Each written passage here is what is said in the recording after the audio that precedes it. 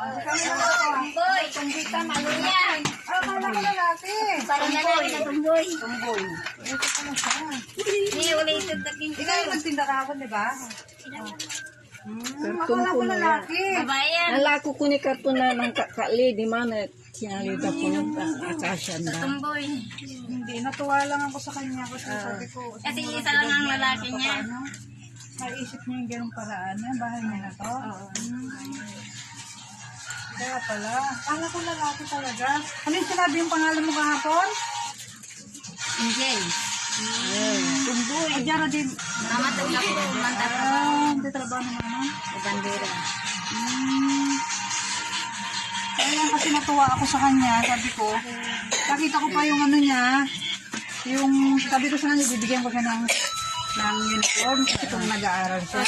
Kaso, panlalaki yung inano ko. Akala ko lalaki. Ang sinusan niya naman panlalaki. Panlalaki ang isusunod Sinusan niya yung ni kuya niya. So, yun sabi ko, bukas baka mapuntahan ka namin sa ito. Hindi Diba nagpapasa. sabi ko sa'yo, bring ko ng sinelas. Sa'yo, binang ko ng sinelas. Tapos, uniform kasi, akala ko lalaki siya. Ala. Hindi naman niya Paano yun? Hindi naman niya nagpapadama doon. Ate. Paano yung panlalaki yung binili ko? Ayan na lang, isuot niya na lang. Panglalaki naman na. Palalaki mo, si susuto. Hindi yan nagpapante, nag-vibrate. Ganon.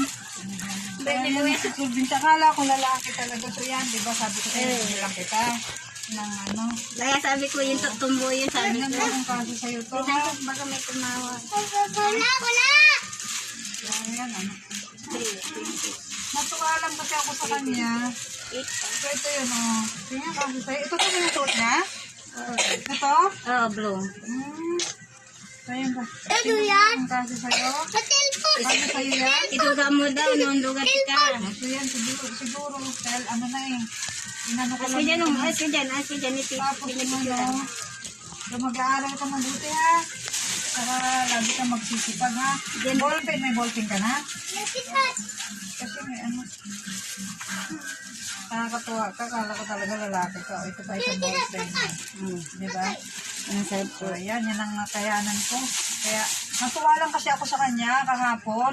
Gawa ng, yun lang binibenta niya, pambili daw ng gatas. Ayun, Sabi ko, sa kapatid niya. pambili ng gatas niya. Buti pa ito nakakaisip ng ganun. Kamurang edad niya, di ba? So, kapatid mo, ilang taon na yung kapatid mo? Isa. Ah, yan ba? Ilang buwan na yan? Yan yung nagagatas. Oo, isang taon. Ah, so yun yung binilan niya ng ano, binilan niya ng gatas. So, ayan, no? Mag-ano ka lang, ha? Magsipag ka lang. Tapos mangarap ka para maiyaw mo sa kahirapan yung ano mo, pamilya mo, no? So, sige. Salamat. Natuwa lang talaga ako sa kanya. So, yan ay suot mo. Kala ko talaga. Bye. Sige, salamat. Salamat wala dito. Wala dito yung magulang mo. Paano na lang, ha? Salamat sa ano. Ang panggap. Bye-bye. Meron pa kami.